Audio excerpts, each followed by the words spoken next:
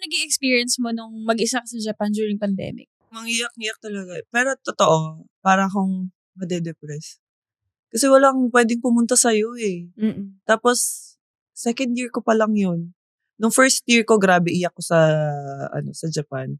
Yung tipong hindi ka nakakatulog, tapos magte-training ka. Tapos sa training pa, ikaw yung pinaka-pinupukpok ng coach mo.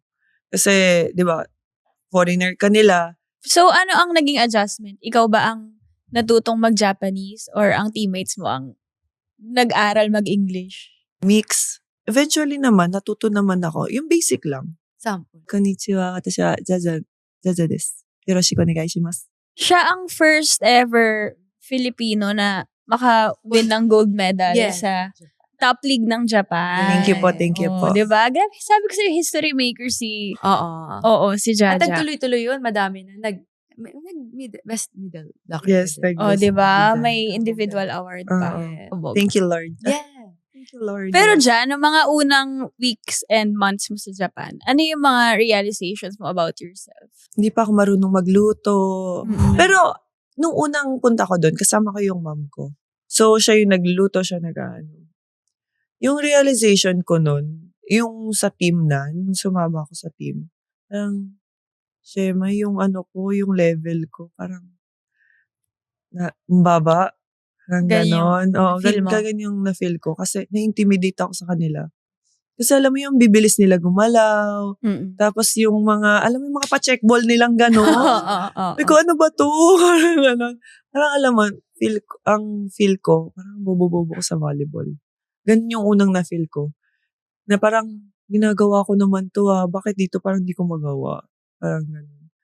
Tapos, eventually, yun nga, dahil tutok sa akin din yung head coach. Kasi nag-US siya, coach din siya. So, nakakapagsalita siya ng English. Ang dami niyang gustong mangyari sa akin, yung i-improve. Which is, para sa akin, take advantage na ito. Dito na ako. Marami pa pala akong matututunan. Not only in volleyball, but also in life na parang, syempre, ang dami nilang rule, diba? Bawal ganito, bawal. Kulang na lang talaga. Yung magigreet ka kahit di mo naman kilala, mapapabaw ka na lang na gano'n. Yung culture nila, ma-adapt mo. Tsaka 8 years ka din kasi talaga doon, diba? Feeling ko nga mas na ako Japanese na ako kaysa kita. Sa totoo. Pero sila, kapag kausap mo parang na siya, normal. Filipino. Oo. Yung accent din. Totoo. Oo. Kaya sample. Sample, Tagalog. Di mo yung ngiti niya. Oo.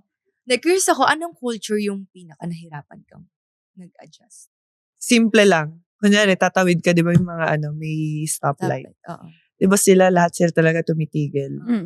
Parang ikaw dito sa atin, parang, yes. Kahit naka-go yan.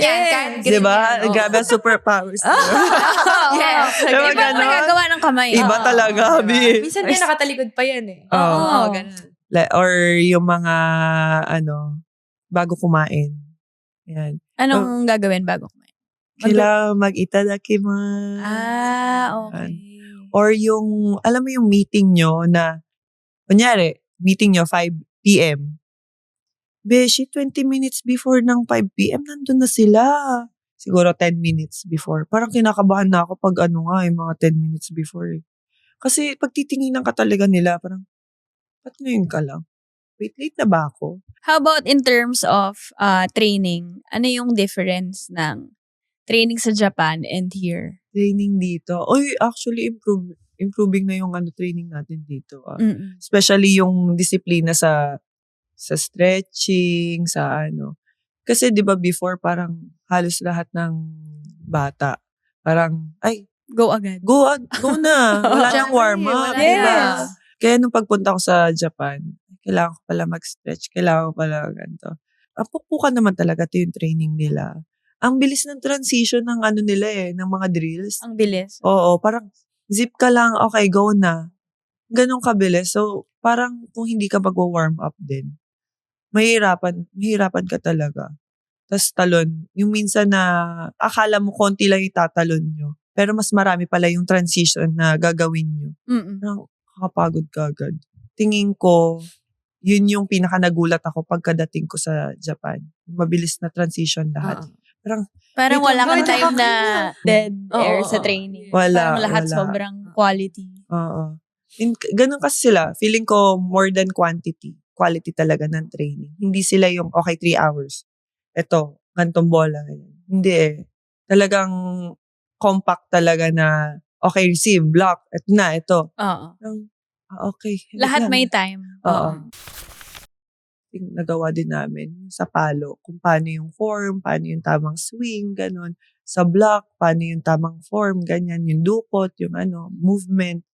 Lalo na nung first year ko sa JT, umiyak talaga ako. Kahit ika-6th year ko na sa Japan, yun yung pinakagrabe ang iyak ko. Sa JT? Kasi, well, champion team. Yun yung iniisip ko na lang din kasi yung system nila, same sa lalaki. So, yung... In what way? Sa blocking, sa defense. More of, kunyari, one block, ganyan. Papasok ka talaga. Pag line, di ba minsan sa loob na tayo nag-aabang. Sa kanila, more of, pupunta ka talaga sa pinaka-line. Yung step nila, meron silang 4-step, meron silang 3-step for the high ball. So, parang ako, pwede tayo diba dito side cross, ganyan, or side cross. Hirap na hirap ako. Kasi parang, ngayon ko lang to nalaman. Kailangan mo na kagad mag-transition. So, may mga times na pinupush ka talaga nila sa limit mo na, wait lang, di ko pa nga kaya. Parang gano'n. Parang wala kang time na mag-process na aralin mo muna, di ba? Hindi, sabak so, ka wala kagad. silang adjustment period na, sige, hayaan muna natin kasi bago pa lang. Mga 1 or 2 days. 2 days lang? Oh my God, ganun kami. Okay. Wow. Totoo. Tapos konti pa kami nun sa team kasi nga nasa national team yung mga ibang players nila. So, kukunti lang kami. Umiikot kami talaga ng umiikot. Tapos, syempre, iba rin yung expectation nila sa'yo kasi ika-6th year mo na dun sa Japan. Good thing siya sa akin.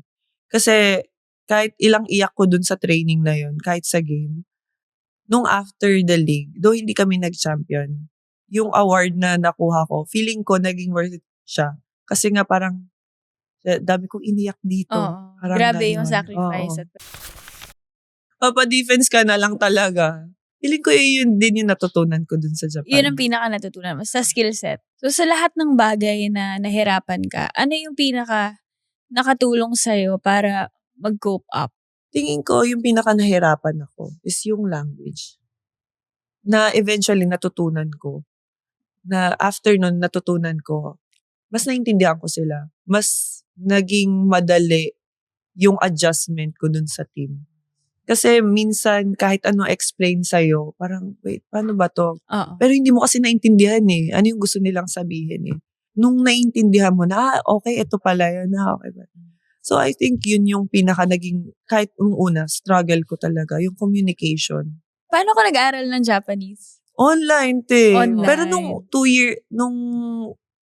years ko doon, as in, sa mga teammates ko lang, ako nagpapaturo, basic. Pero nung ka-third year ko, kailangan ko na kasi talaga mag-aral.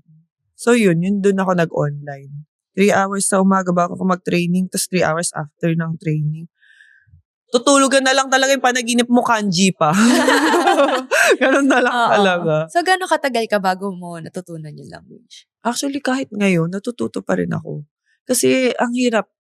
Alam mo yan, kahit nung nag-course kayo na sobrang hirap talaga aralin ng Japanese. Kasi meron silang formal, informal. Meron pa nga silang mga business, So, ang dami. Kahit ako, di pa nga ako masyado marunong sa formal. Dinedes-des ko na lang para mukhang formal. Alam mo na. Pero paano kayo ni Taka mag-usap? Nag-Japanese pa kayo? Mix. Pero pag galit na, Tagalog na. So, sagot din siya ng Japanese naman. Oo, parang di ka magkaintindihan. Ginagantihan niya ako. Walang nagkaintindihan pala. Pero nakakabulol pag nagagalit ka, no? Nakakabul pala mag-English. Tagalog na lang. Kala ko sasabihin niyo, so hindi na lang ako nagagalit. Pwede din. Grabe! Nabitin na naman tayo sa kwento ngayon. Kung gusto mo pa ng dagdag kwento, huwag mag-alala. Pag may time, kita tayo ulit sa susunod na episode. Grab a spot. Relax lang. At makitambay sa kwentuhan namin. Walang pressure. Chill lang. Follow us on YouTube, Spotify at Apple Podcasts para mapakinggan ang buong episodes ng Ang Podcast ng Mga May Time.